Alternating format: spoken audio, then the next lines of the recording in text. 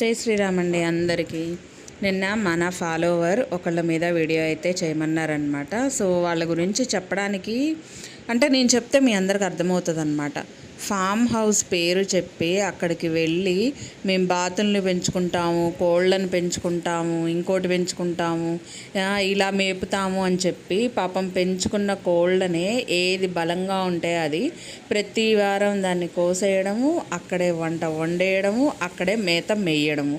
మళ్ళీ పైగా వీళ్ళు ఇచ్చే బిల్డప్కి మామూలు బిల్డప్ కాదు, ఇళ్లల్లో చేసుకున్నా కానీ ఇంత కూరలు పెట్టుకొని కొంచెం అన్నం పెట్టుకొని నేను గాంగ తినే బకాసురాల్ని లేకపోతే కుంభకర్ణుణ్ణి అన్నట్టు బిల్డప్ కుంభకర్ణులం బకాసురులం ఈ యూట్యూబ్లో అన్నంత బిల్డప్ అయితే ఇస్తూ ఉంటారనమాట.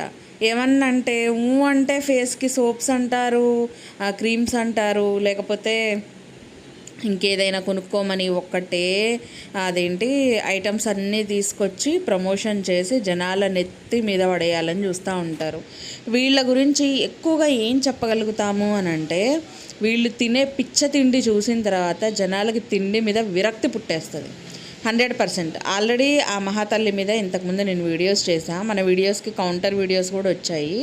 ఏంటంటే నేను ఎన్ని న్యూస్ పేపర్లు ఎక్కాను, నాకు ఇన్ని ప్రెజెంట్లు వచ్చాయి, ఇన్ని గిఫ్ట్స్ వచ్చాయి, నేను ఫస్ట్ నుంచి నా వైభవం ఇది అని చూపించుకుంటా ఒక వీడియో అయితే చేశారు. నేను అప్పుడు కూడా కౌంటర్ చేశాను, మీకు గుర్తుందో లేదో. దాదాపు చాలా రోజులే అయ్యి ఉంటుంది. కౌంటర్ వీడియో నా దగ్గర నుంచి కూడా వచ్చింది. మన గొప్పలు మనం చెప్పుకోవడం కాదు, పక్కన వాళ్ళు చెబితే అది నిజమైన గొప్ప. అంతేగాని మనకు మనమే చాటింపు కొట్టుకొని మనకి మనమే డప్పులు వాయిద్యాలు వాయించుకుంటే అది కరెక్ట్ కాదనమాట. సో ఇప్పుడు కూడా నేను అదే మాట మీద ఉంటా. నేను ఇలా చెప్తాను, మళ్ళీ మంచి మాటలు అంట. వీళ్ళ నోటి నుంచి మంచి మాటలు ఒక్కటి రావు.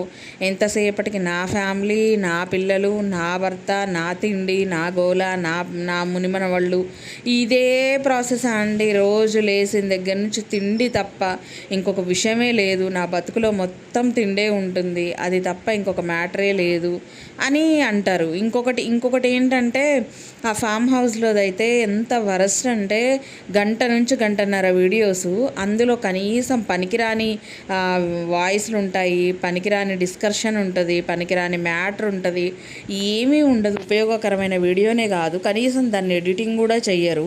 కొంచెం ఎడిటింగ్ చేసుకుంటూ కొద్దిగా లాంగ్ వీడియో అయినా సరే నీట్గా 10 నిమిషాలు 20 నిమిషాలు వచ్చినా అది చూస్తారేమో కానీ జనాలు.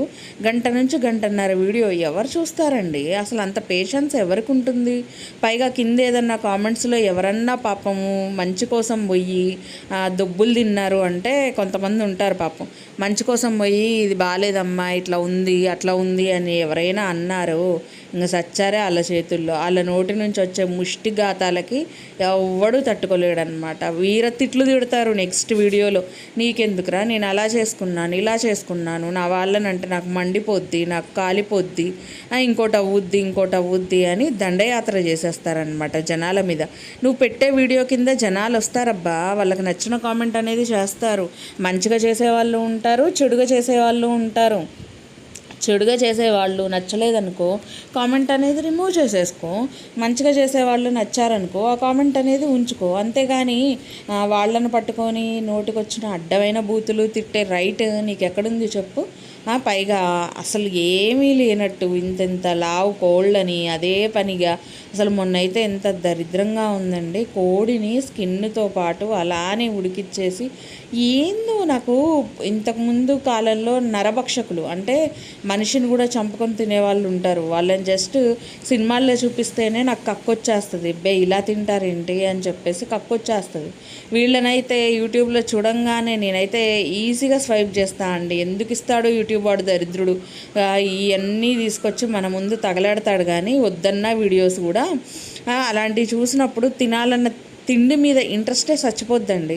ఇప్పుడు నేను ఒక డిష్ అనుకున్నా అండి, సపోజ్ ఒక సేమియా పాయసము ఇంకోటో చేసుకుందాము, నోటికి తినబుద్ధి అవుతుంది అని నేను అనుకున్నాను అనుకోండి. దాని రిలేటెడ్ మంచి వీడియోస్ వచ్చాయనుకోండి, ఇంకాస్త చేసుకొని తినాలనే ఇంట్రెస్ట్ నాకు పెరుగుతుంది.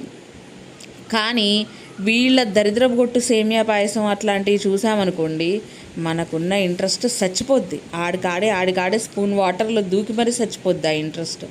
అసలు తినబుద్ధి కాదు, ముందు అసలు చూడబుద్ధి కూడా కాదు. ఫస్ట్ ఆ వీడియో నీళ్లు పోస్తారు. అసలు ఏ కూరలు పట్టినా అండి, అది నీళ్ళ కూర అర్థం కాదు, నార్మల్ గ్రేవీ కర్రీనో అర్థం కాదు.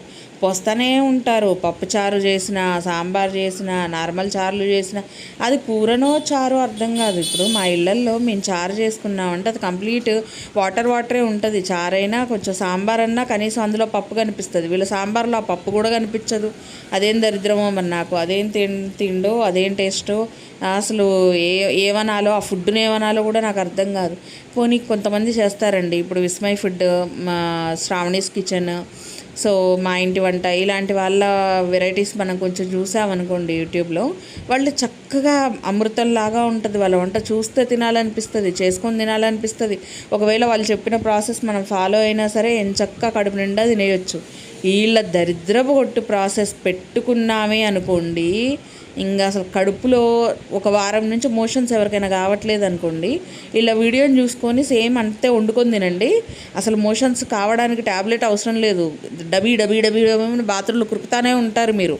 అంత దరిద్రంగా ఉంటాయి వీళ్ళ తిండి పాడు. కానీ అసలు మళ్ళీ పైగా వీళ్ళు ఏదో పెద్ద ఫేమస్ డిష్లు చేసేవాళ్ళు అన్నట్టు, షఫుల్ అన్నట్టు బిల్డప్ ఒకటి మళ్ళీ యూట్యూబ్లో. అబ్బా సూపర్ అండి వీళ్ళ పాడుగా.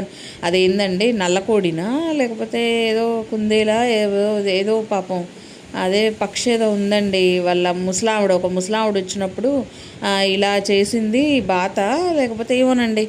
సో ముసలావిడ వచ్చింది, ఆవిడ చేసింది డిష్ చాలా బాగుందని చెప్పేసి దున్నపోతులు తిన్నారు. వీళ్ళు ఫస్ట్ టైం తిన్నా సరే అది కొంచెం ఆ ఫేస్లో ఫస్ట్ టైం తిన్న ఫీలింగ్ అనిపించదండి. ఏందో ఆ ఎగబడి నెలల తరబడి తిననోళ్ళకి ఏ తిండి దొరికినా ఎగబడి కుమ్మేస్తారు చూడండి. ఇలా మొహాలను చూస్తే నాకు అలానే అనిపించుద్ది. ఎగబడి కుమ్మేస్తారు ఫుడ్ మీద.